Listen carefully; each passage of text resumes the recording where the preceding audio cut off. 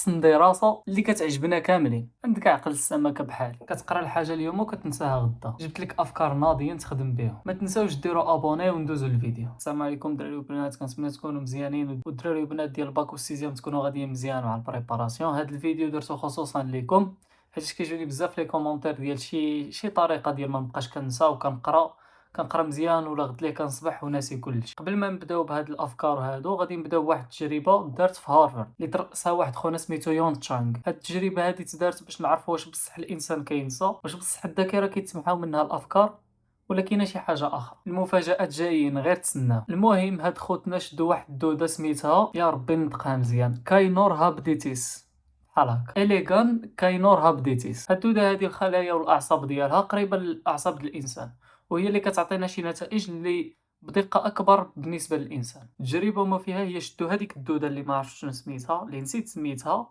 وعرضوها لواحد البكتيري. هذيك البكتيري فيها واحد الريحه اللي كتمرض منها هاد الدوده. دونك الدوده من بعد ما تعرضت لذاك الرائحه، الدوده حسات بلي داك الرائحه خصها تبعد منها، وبحال اي حاجه في الارض غادي تهرب منها. دونك عاودوا هاد التجربه هادي لنفس الدوده، عاودوها لها من بعد دقيقه. الدوده ان فوا قربت من داك الريحه وعرفت بلي الريحه راها كتقرب منها هربات. شنو غنعرفوا من هنا؟ بلي الدوده راها مازال مفكره ديك الريحه، يعني مازال راها في الدماغ ديالها ومازال مخدماها. ومن بعد ساعه عاودوا نفس التجربه مع نفس الدوده اللي شمات ديك الريحه ديال ديك البكتيري، ولكن هاد المره المفاجاه وقعت ان الدوده اثيرتها نفس الريحه واخا مرضتها قبيله. شنو غادي نقولوا هنا؟ اي انسان بشري كطبيعه ديالو غادي يقولك بلي الدوده راه نسات، ولكن لا، هنا فين كيجي التفكير ديال العلماء. وباش يتاكدوا من هذا الشيء مشاو قراو الحاله ديال الدوده منين كتكون عارفه الحوايج وكيفاش كترياكتي معاهم، ومنين ما كتكونش عارفه الحوايج. ولكن المفاجاه هي ان الحاله العصبيه ديال هاد الدوده هادي من بعد ما دازت ساعه ونسات ديك الريحه كي دايره، وصلت لواحد الحاله اللي ما هي عارفه داك الشيء وما هو جديد عليها. وهنا غادي نتاكدوا بلي الافكار ما كنساوهمش، ولكن كيكونوا مطرقين في العقل ديالنا. وهنا غنعرفوا باللي كاينين مستقبلات عصبيه اللي كاينين في الدماغ اللي هما كيتحكموا في داك المده ديال النسيان. داكشي علاش كاينين افكار اللي دابا غادي تفكرهم من بعد ساعه، وكاين افكار اللي غتنساهم دابا من هادشي اللي قلت، وكاين الافكار اللي غادي تفكرهم حياتك كامله. ايوا هنا بحال اي تجربه غادي يجيونا دراسات على هذا البلان هذا، واللي هو لو بيت اللي كان عندنا من الاول. والهدف ديالهم كما عارفين انهم ما باغيينش يخليونا نبقاو كنساو دغيا المعلومات ودغيا نبقاو نتفكروهم. ولكن كيفاش؟ دونك التجربه غادي تدار على واحد المجموعه ديال الطلبه، واحد 40 طالب.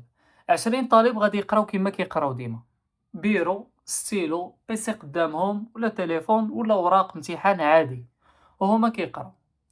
وال20 طالب اخر حطوهم في الماء وعطاوهم ديكور يقراوهم في وسط الماء. والتجربه كما كتوقع ان هادوك اللي في الماء صدقوا مفكرين داكشي اللي قراوه في الاول احسن من هادوك اللي قراوه بحال المعتاد. وهنا غنعرفوا بلي التوقع ديالك صدق غلط. والدرس اللي غنفهمو من هاد التجربه هادي هو انه الا قريتي وانت كدير شي حاجه غير معتاده، بنسبه كبيره داكشي اللي غادي تقرا غتبقى مفكرو.